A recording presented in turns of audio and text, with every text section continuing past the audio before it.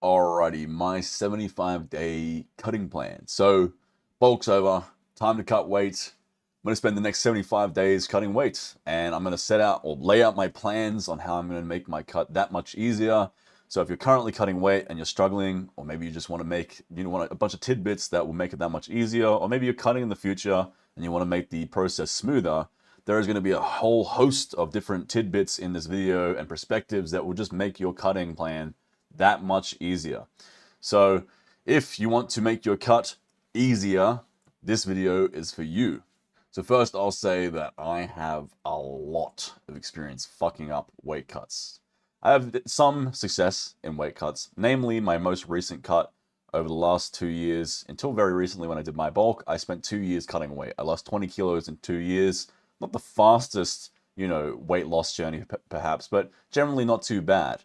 This time around, I'm going to be doing a quick Band-Aid ripped off cut.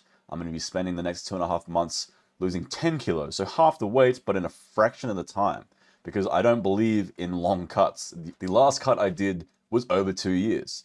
And in that 2 years of slow, sustainable cutting and a very mild deficit, I lost a hell of a lot of strength and size. Realistically, you're going to be building most, if not all, your strength and muscle in bulks. So really, you want to get your cuts out of the way quick and aggressively. Yes, you might temporarily lose some water weight and some sarcoplasmic volume and strength, but it's going to be, one, less comparable to a very long sustained cut, and two, you're going to have a shorter cut, thus you can spend more time bulking. Over 10 years, if you only spend, say, a year of that cutting, you get 9 years of bulking, whereas if you spend half that time cutting, you get 5 years of bulking.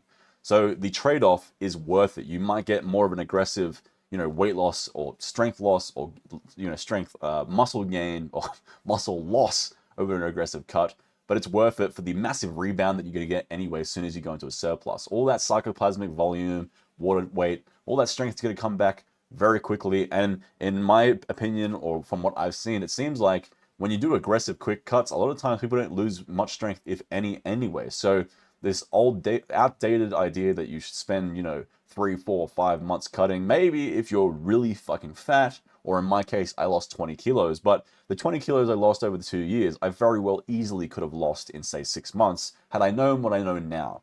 So that's kind of the point here is I have plenty of experience over the last 10 years fucking up cuts because I have a very slow metabolism and I have a food addiction. That's the only vice that I have. I mean, it's just food's my comfort item, and it's probably one of the better addictions to have. It's better than being addicted to meth or prostitutes or what have you, but it does make it hard to cut weight when you're into fitness. So between having a slow metabolism and having a food addiction of sorts, I definitely like food more than the average person. Let's put it like that. I have a hard time in cutting weight, and at the end of the day, those of us who have a hard time achieving things because we're just not genetically, gifted at said thing, you have to learn a hell of a lot more tips and tricks along the way in order to succeed. People with fast metabolisms, you don't see people with ultra fast metabolisms making cutting videos or videos on how to cut because that's just something that naturally comes to them. They don't have to learn a bunch of information on how to make their cut that much easier because when you have a fast metabolism, you cut weight like it's no one's business. Whereas for me, I'm very good at bulking up. Bulking's super easy for me because I have a slow metabolism. I gain mass very quickly. So you'll probably never see a video from me making, tips and tricks on how to bulk up. I don't know any because I never had to struggle with it. Cutting weight, I struggle with massively. So I have a bunch of information, as you can see through this list in this video, on how to make it that much easier, especially for those of you who are in my boat where it's very difficult to cut weight. Next is potatoes, specifically genetically modified potatoes. So you have to understand, potatoes are a vastly superior form of carbohydrate to their counterparts when it comes to cutting. Because numero uno is simply ratio of calories to food volume or weight. A kilo of dry pasta, for example, is 3,700 calories. That's a fucking shit ton of calories. Whereas the equivalent 1 kilo of potatoes is anywhere between 600 to 800 calories, depending on the potato type. That's a vast difference at the same weight, and the food volume is probably superior in the potatoes because they hold a lot of water. Even comparing potatoes to bread, rice, any other starchy carbohydrate, potatoes generally just win out because they're lower in calories relative to their weight and volume. So you're going to want to leverage potatoes for that one reason alone. But there are more reasons why potatoes are superior. One is potatoes are more filling because they have a lower GI profile. They have more micronutrients, so you're less likely to have holes in your diet, which is very important when you're cutting, which I'll get to in a second. Next is there's more minerals in potatoes over most carbohydrates, and you can have more variation. One of the biggest issues with cutting is simply the blandness of cutting. There's not so many meal variations you can have because it's restrictive. Whereas with potatoes, you can do a hell of a lot of different things with potatoes. Rice and pasta, you can only do so many things, especially a pasta. I mean, you can basically just have Italian food, right? Which is great, tastes good, but it's not a hell of a lot of variation. Whereas potatoes, there are so many things you can do, which will keep you more mentally tantalized when you're trying to spice things up when you're so restricted in your diet. On top of that, they're cheap as fuck. You can get 2 kilos of potatoes for dollars, like a few dollars. You can, have a whole week's worth of potatoes, whereas, half a kilo of pasta is like $6 in Australia. It's gonna last you maybe 2 days. So much cheaper. And if you can get modified ones specifically, you can reduce the calories by up to 20 to 30%. In Australia, we have Spud Light potatoes, which are 20 to 30% less carbohydrates or 20 to 30% less calories. And thus, a kilo of Spud Light potatoes is like 500 calories. That's a fucking shit ton of food volume for a very minimal amount of calories. They generally don't taste any different. In my experience, they taste absolutely no different. And for me specifically, although I say there's a lot of variation with potatoes, I personally just mash up my potatoes for a few reasons. One is I find that mash allows me to feel fuller for longer for whatever reason. Two, it doesn't taste that good. The big issue with potatoes, if you you cook them right and you make some nice wedges or chips or just roast potatoes, you're going to want to consume more because they're very tasty. And then you put a little oil on them to bake them, so that's more calories. And when it comes to dieting, you don't want to eat things that are that palatable. You want to eat things that fill you up, that taste okay, but if they taste too good, you're going to want to eat more and more of them. So I eat mashed potatoes specifically. Another good thing about mash is you can add veggies seamlessly to them. Rather than trying to make a salad and tasting all the vegetables, in my case, I fucking hate vegetables, you can just simply mash them up in the potatoes, and that way you don't taste them, you get more food volume, and you get more micronutrients from seamlessly putting the vegetables in with the mash. So potatoes have so many different reasons why they can help you cut weight. Potatoes alone can make a massive difference. Next is no or low carb dinners. So there's no real need for carbs at dinner time, so long as you're not training after dinner or maybe studying or doing anything that's mentally taxing. Now, obviously, it's going to make you a little bit flatter, but at the end of the day, when you're cutting weight, you're going to be a bit flatter in general. And carbs are just generally going to be empty calories at nighttime. They're only going to serve sort of a sarcoplasmic volume, some glycogen storage, which is great for training, but when you're going to sleep 2-3 hours later, it doesn't really matter. On top of that, carbs have less micronutrients relative to their meat counterparts. So again, to have no holes in your diet when you're cutting, you need to absolutely make sure that you're trying to maximize your micronutrient profile because you're not eating as many proteins or carbs or fats as you'd normally eat because you're in a deficit, and thus you have less room to potentially fuck up with empty calories. So red meat specifically has vastly more micronutrients per pound of pound compared to any other food on the planet. And it's higher in protein, and protein is numero uno when you're cutting to retain as much myofibrillar hypertrophy as possible. Not sarcoplasmic hypertrophy. Of course, carbs do that, but that will come back soon as you start bulking anyway. So protein is numero uno. You don't really need it for dinner. So switch out the carbs for more protein, which will fill you up for longer. It'll also heat you up because meat is mildly thermodynamic or thermogenic, and thus you will potentially burn a little bit more calories when you're heated up, and you'll just be generally fuller, high in protein, and have more micronutrients. I personally will be designating most of my carbohydrates before I work out. Maybe a little in the morning just to have some sustained insulin and glycogen throughout the day so I can focus at work. But overall, 60, 70, maybe even 80% of my carbohydrates are going to happen before I work out. That's when I need them at their absolute most, is when I'm about to train. When I need that good pump, I need as much output as possible. I need glycogen in my muscle or glycogen storage in my muscle in order to function correctly in my training. That's when my carbs are going to be designated because that's when I need them most. So that's my plan. I might even fast in the morning just to get away from eating at all, because oftentimes if you have inadequate carbs in the morning, it doesn't sustain you for long enough. Whereas if you just fast, you can actually sustain decent energy through a fast, which I'll get to in a second. Next is lean cuts of meats. So this is very similar to the potato versus pasta. For example, with lean cuts of meat, if you have 18 fat percent mince, for example, 1 kilogram, you're looking at about 2,300 calories.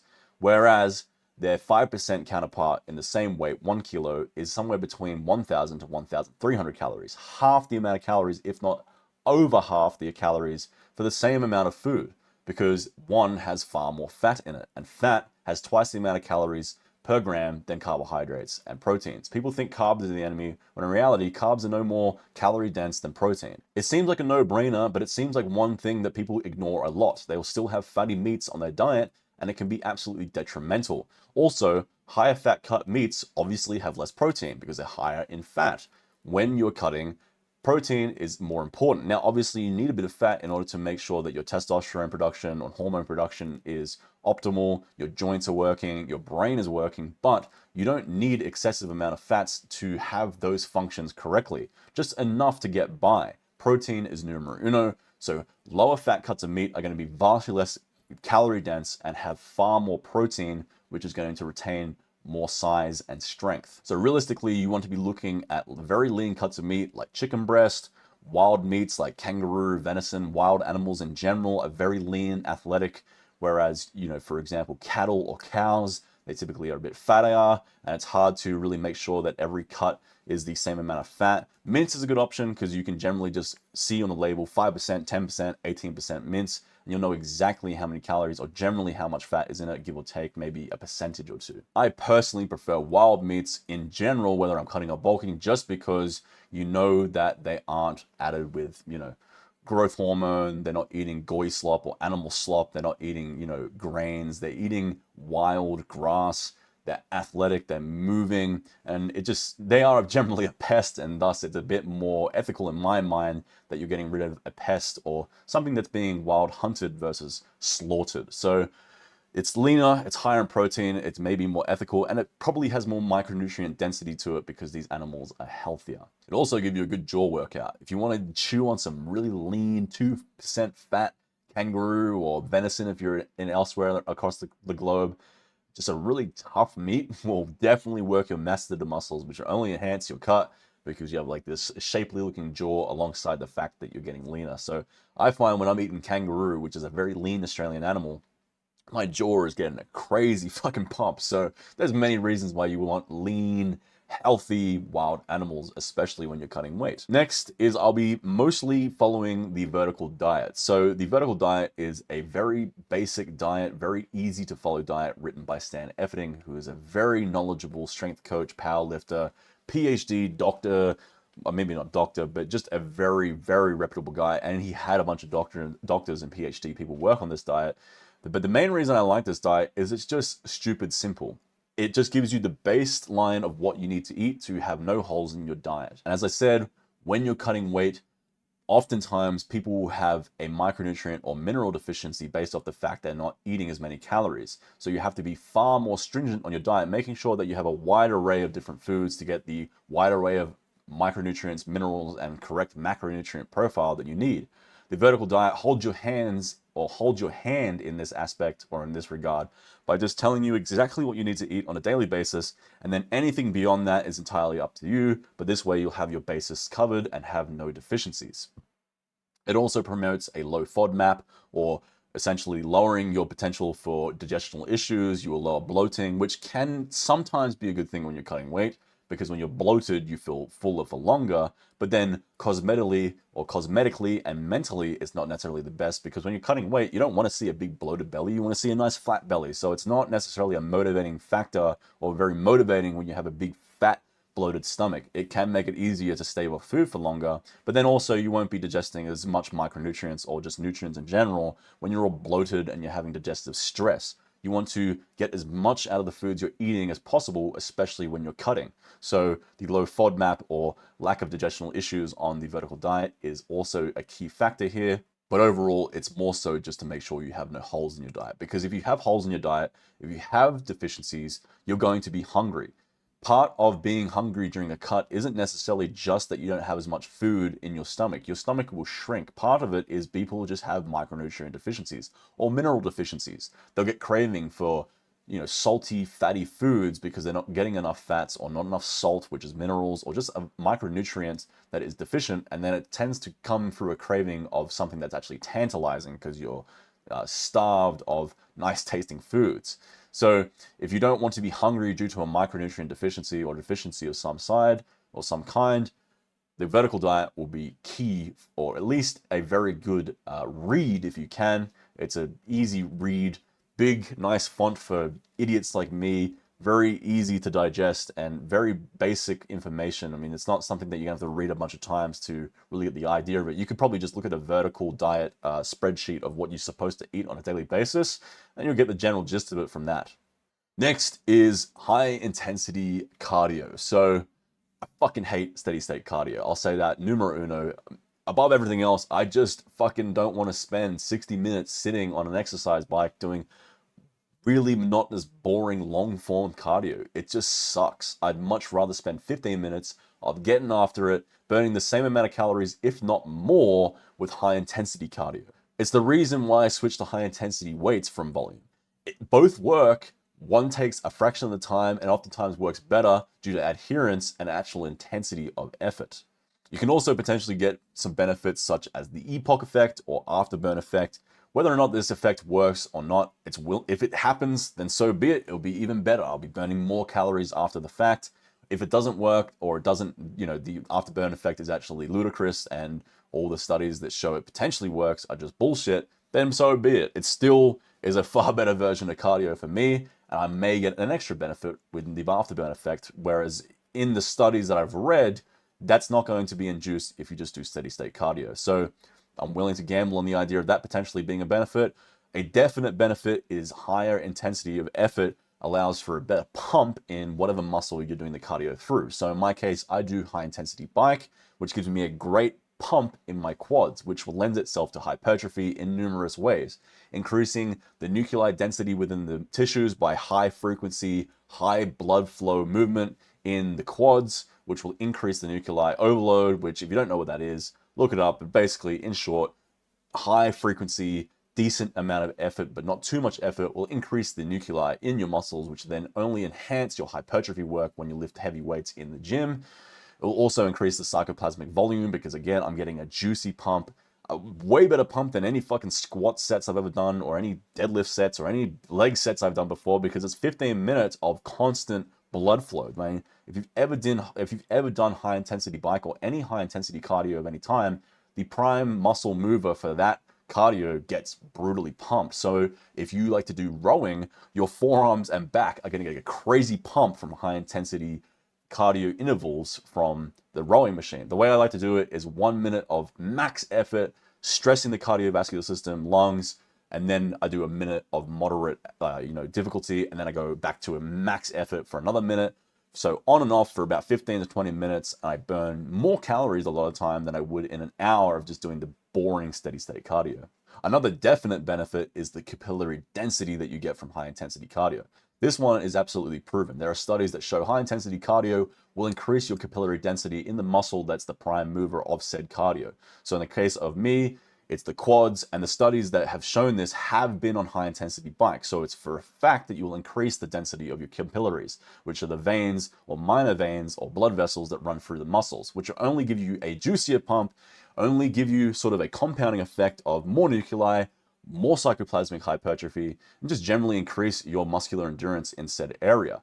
So when I get these crazy pumps, I'm getting so many different benefits other than just getting more calories burnt, and also my heart and lungs are getting stronger, because when you do high intensity cardio, you're truly taxing the heart and lungs, whereas steady state is a little bit lackluster. You don't increase your cardio, at least your high intensity cardio, anywhere as much, obviously, from steady state cardio. So my endurance is increasing, and just from a longevity standpoint, this is entirely anecdotal, but if you look at the physicality, for one, of high intensity athletes like sprinters and high intensity bicyclists in the Olympics, where you have the bicyclists that go around the track versus like Tour de France or marathon runners, the physiques are vastly different. Sprinters are jacked. sprinters look healthy.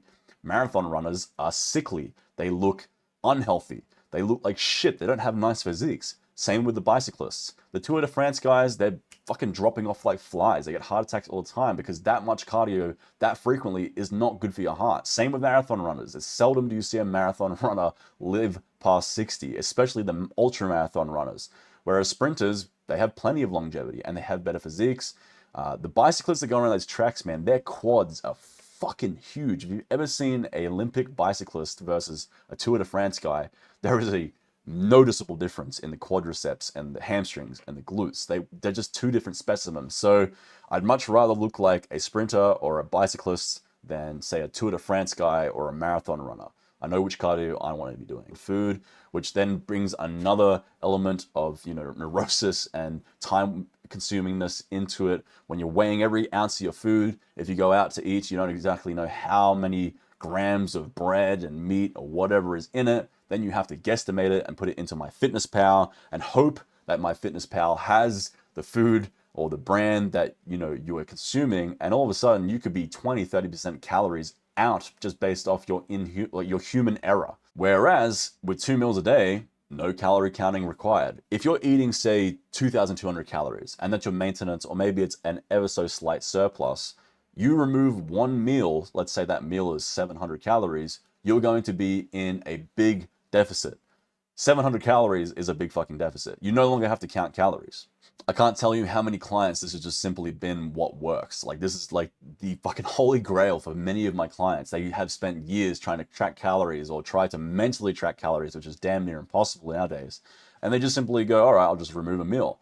And they typically most people have a meal in their day where they can generally skip it. For me, it's breakfast. I'm not that hungry in the morning, so I can generally fast until about 12 o'clock and then have my lunch. For others, lunch is an easy meal to skip. For some, it's dinner, but generally breakfast and lunch are not that hard to skip.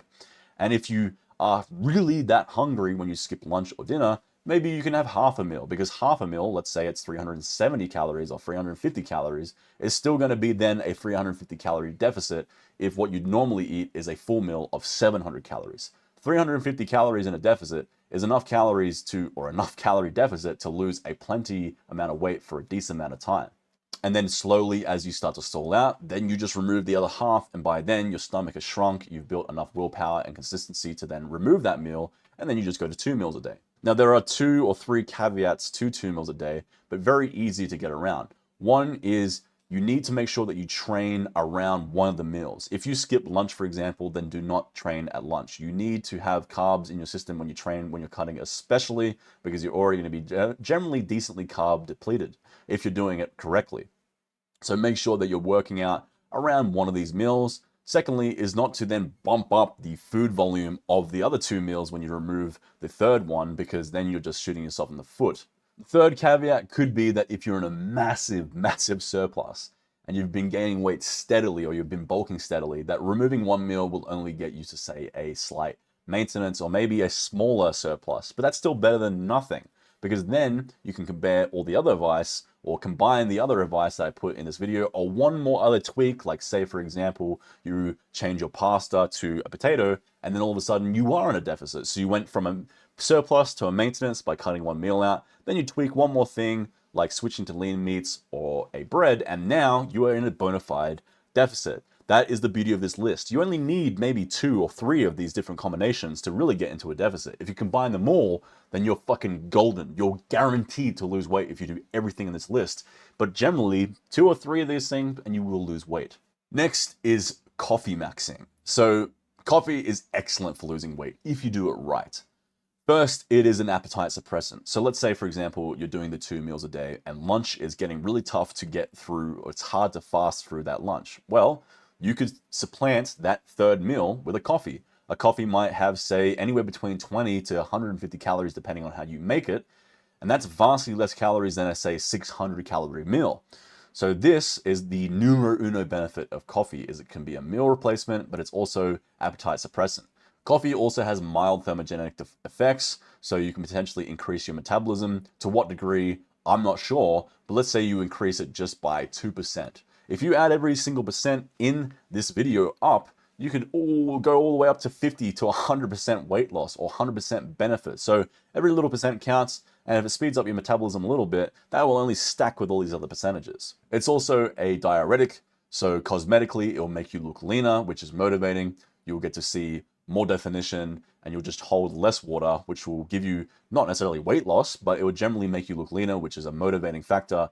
Anything you can do just to generally look leaner when you're cutting weight will give you a mental boost and give you the reality of what it looks like to look leaner, which will be like, oh, cool, like this looks nice. I want to get even leaner now. A huge benefit from the coffee is simply the energy. I mean, it's a no-brainer. When you're cutting weight, you're going to have less energy because you have less micronutrients and less food and less carbs fueling you throughout the day. So if you can leverage coffees to overcompensate, you'll feel better and you'll be less likely to kind of tired eat. I mean, I find when I get really tired, I want to eat because that's the natural reaction is I'm tired, so I need some energy, let me eat. Well, have a coffee instead, get all amped up with the caffeine, and you'll be less likely to tired eat, and you'll just be more energized throughout the day and feel better. It's also liquid volume. So in the same way that people give the advice, drink more water when you're cutting, bro, that's decent advice, but it's a no-brainer. Same with coffee, it's liquid volume. So again, for lunch, you can have it as a meal replacement, not only as a diuretic and thus appetite suppressant, it's going to hold, liquid volume in your stomach. So that's another lesser benefit. And you have to be careful with coffee because, I mean, this will kind of tie into the next point, but if you are drinking too much full cream milk or with sugar, you're going to be consuming a shit ton of liquid calories. So you want to be ideally drinking skim milk or with stevia instead of sugar, or ideally black coffee. So that kind of ties me into the next point is every percentage counts. Every calorie reduced or swapped out for a less calorie dense variation of said thing is going to make a huge difference. Let me put it like this. If you have, say, a teaspoon of sugar, that's 40 calories. If you drink 3 coffees a day, if you're coffee maxing properly, you want to be upping those numbers, boy. 3, 4, 5, 6 coffees a day. If you're having a teaspoon of coffee conservatively with every single one of those cups, you're looking at like 300 calories of sugar alone. Then, if you're having full cream milk instead of skim milk, I mean, 3 cups of coffee with full cream milk is like 150 calories. That's like 500 calories. So now you're looking at anywhere between 5 to 1,000 calories a day worth of milk and sugar if you're not careful. The amount of times I've had clients who they're just avid coffee drinkers, and I ask, hey man, so you're eating really well, but you're not losing weight. Okay, interesting. How many coffees do you drink a day? Oh, like 3 or 4. Cool. What's in that coffee? What do you drink it? Yeah, full cream milk cappuccino with 3 sugars. 3 times a day. Yep, you're consuming 750 fucking calories of empty calories, essentially. I mean, it's not empty because caffeine's great for energy, but you just put yourself into a fucking surplus with this caffeine. He's eating all these vegetables and eating all these lean meats and potatoes and all this other shit, but then he's not taking into consideration how many fucking calories are in the smaller things, like the condiments that you put in a salad. You have a 100-calorie salad that's great for food volume and super healthy for you, micronutrients, minerals, etc. But then you get some sugary, fatty fucking condiment, squeeze it all over that salad to make it palatable, and now you have fucking a 600-calorie salad. So look for the alternatives for the things that you consume. The skim milk, the stevia over sugar, the condiment that has low calories or low sugar and fat. Every little percentage counts. And in this case, it's a huge fucking percentage because as I just explained, 3 coffees could easily be upwards of 600 calories if you're not careful. So tying into the previous point, coffee max, but coffee max correctly. Have skim milk, have stevia. Don't have coffees that are like fucking 150, 200 calories per glass. Have, skim milk and stevia and have like a coffee that's 10 calories or 20 calories so that the energy is actually worth it you get from it. The next point is major, minor, and whatever it takes motivators and mental strategies. So first you have major motivators, intrinsic motivators, things that aren't shallow, they're seriously important. And for a lot of you guys watching, that's probably not going to be the case. You're probably not a super morbidly obese person where you need these intrinsic values. For you, it's going to be a lot more shallow, and that's fine. But maybe 1 or 2 of you are watching and you really just want to lose a shit ton of weight. In that case, you need to think about the really, really important things in life. If you're morbidly obese, you're not going to live as long. You feel like shit. You look in the mirror and you look like shit, and you're depressed because of that. Your kids, you're not going to see them for as long because you're going to die at 60 and you're not going to be there for your children. You might live even shorter because if you're really that fat, a lot of morbidly obese people don't make it past 40. So major motivators for those of you who are, really big could very well be those super important intrinsic ones that are going to drive you for real.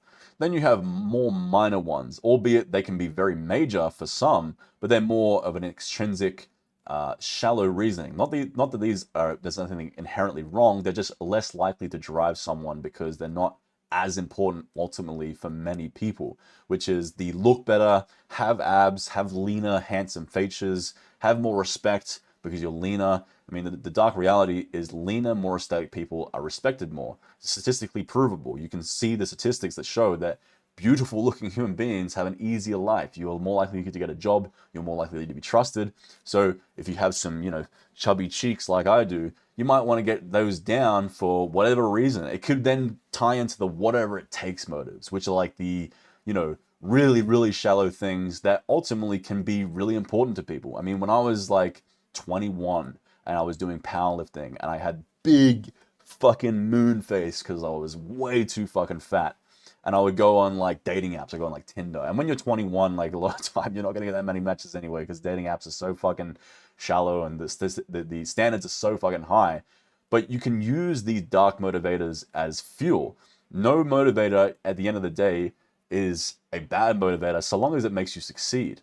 If you go like me when I was 20, going on dating apps and swiping right and getting no fucking matches because I was a fat piece of shit, and of course chicks were not going to be interested in a guy that looked the way I looked, that can be a great motivator. Whatever it takes. It's like the Rich Piana fucking motivation. Whatever it takes, god damn it. If it means that you want to lose weight because you want to get shredded up because chicks are going to be more likely to be interested in you, or maybe you're not getting respect, or maybe people are bullying you for being a bit chubby. Dark motivators are very effective, if not more effective a lot of time, because we are living in a shallow world, than the really major ones that make the most intrinsic sense. Really, the overarching point is to use as many motivators as you possibly can, because the more reasons you have to do something, the more likelihood you are to do it. So you could have the major motivators like, I look like shit, I hate the way I look, and even if you're not that fat, you could still feel that way. Then you have the more minor ones like, I want to be handsome, I want to go on dating apps and have all the matches because I have hot fucking Giga Chad facial features from getting all leaned up and having my fucking hollow cheeks or whatever. Like, it's just like shallow things like that. There's no shame in that.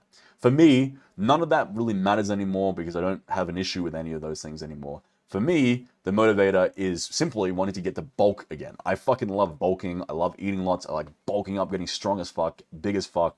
I hate cutting.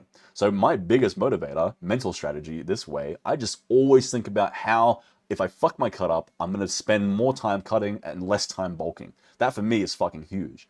Back when I was 20, it was, I don't have abs, my face is fat, and chicks aren't interested in me. You might be 35 and you might be 30% body fat and you have kids. For you, it's, well, I'm going to die early and my kids, I'm setting a fucking terrible example for my children. Let me change that. So whatever it is, combine them all up, use that amalgamation of insecurity and dark reasoning and motivation, put it in a spirit bomb and put it onto the fucking treadmill and into the kitchen. Next is more rest and minimum effective dose. So at the end of the day, when you're cutting weight, you don't have enough calories to sustain the same effort you can when you're bulking. So when I was bulking, I was training to failure and beyond. I was training 6 to 7 times a week because I had the calories to sustain such effort. But now that I'm cutting, I don't. I'm going to need to take rest days. I'm going to need to make sure that I'm not going beyond failure on every single exercise. I'm going to have to target some muscles more than others that I have, an order of importance. I need to get bigger chest. I need bigger traps, but my arms are pretty big, so I won't put as much emphasis and intensity into my arms. Because otherwise, you're not only going to get weaker and smaller from overtraining and feel like shit, you're going to feel like shit and then you're going to need to eat more and your body's going to produce more ghrelin and if your training level requires 4,000 calories to recover from, but you're only eating, say, 2,300 calories, your body's going to be like, okay, cool.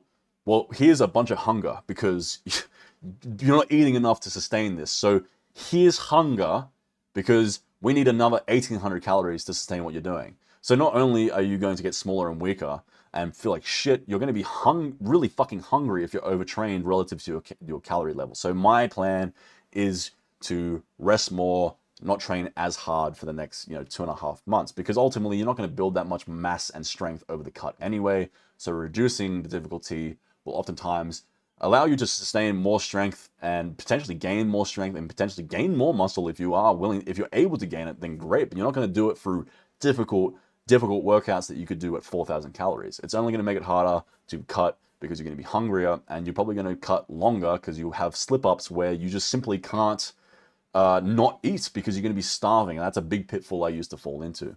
Next is more reasons to keep moving. So at the end of the day, you are far less likely to do cardio just for the sake of losing weight. The more reasons you have, again, to do something, the more likely you are to do it. So, for example, I deliver flyers for my personal training business to make money. It's to drive more business. So it's multifaceted.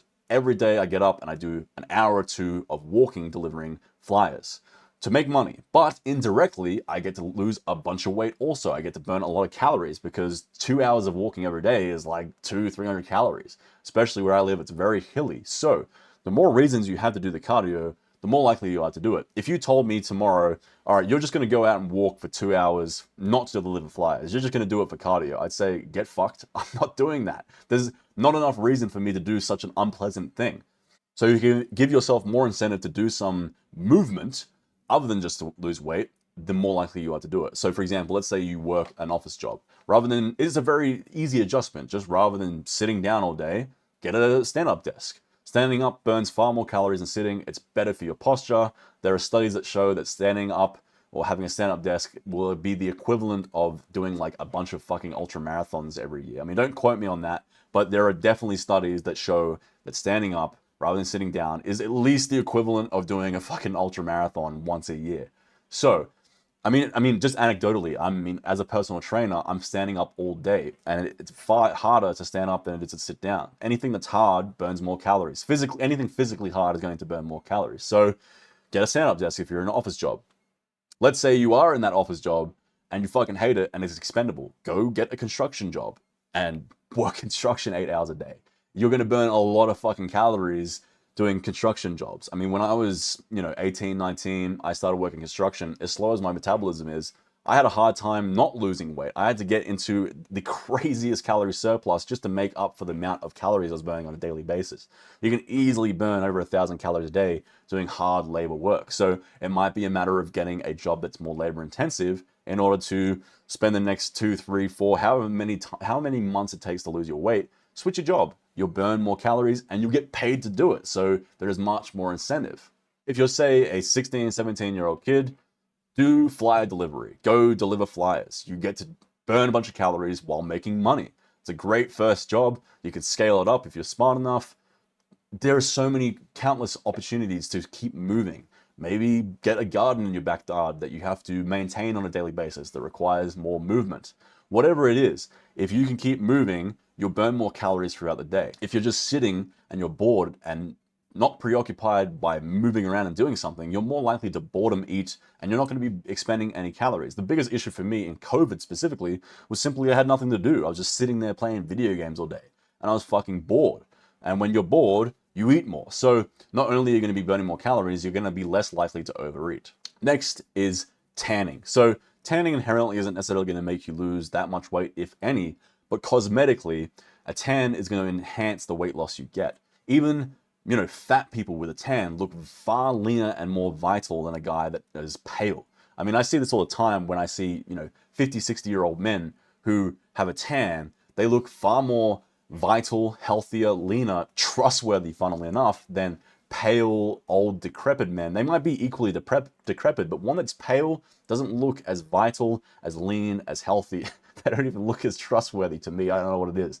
So get a tan. It'll only enhance the definition. There's a reason why black dudes, other than the fact that they have higher testosterone and less myostatin, look more jacked than white guys. They're tan. They're dark. They're black. So they have more definition in their muscles. So there's a reason why white bodybuilders put on fake tan. It makes you more defined. So it'll only enhance the weight loss you get, which will be a compounding mental benefit of being like, I'm looking leaner, let's get even leaner. If you're not seeing any results or you're not seeing the benefits of the cutting the weight, you're less likely to adhere to it. So every little thing that you can do, the diuretic coffee, the tan, things that make you look leaner will only make you want to get even leaner. It also will give you a psychological boost in the sense that vitamin D is very important for testosterone production and a bunch of other biochemical processes in the body. So when you're out in the sun getting a tan, you're going to feel better. I mean, there's many studies on getting a tan or just being out in the sun and helping produce more serotonin, which when you're cutting weight, testosterone will help you retain more muscle mass. If you have more testosterone, you'll have more energy. If you're just generally more vital and healthy, you're going to feel better on your weight cut. So it'll do many different things. I mean, and if you pair it with cardio, you get to kill two birds with one stone. I personally do the flyer walking that I do every day with my shirt off. So I get a tan whilst I'm out in the sun, and I burn even more calories because it's fucking hot and I'm sweating more and I'm just generally having more systemic stress. So many reasons why you want to be tanning when you're cutting weight. Last is carnivore. So I perhaps will embark upon a carnivore experiment at the tail end of my cut, maybe the last few weeks or month. I just generally want to experiment with it. I see that people that do carnivore get more of a sinewy look, which can make you look flatter, especially as a natural, but then it gives you a slightly different, not necessarily inferior or superior cosmetic look. I just want to see what it's like to be less water retentive and maybe less sarcoplasmic volume, but more of a grainy, shredded kind of look. So physically, that's kind of what I want to see, what it does for me.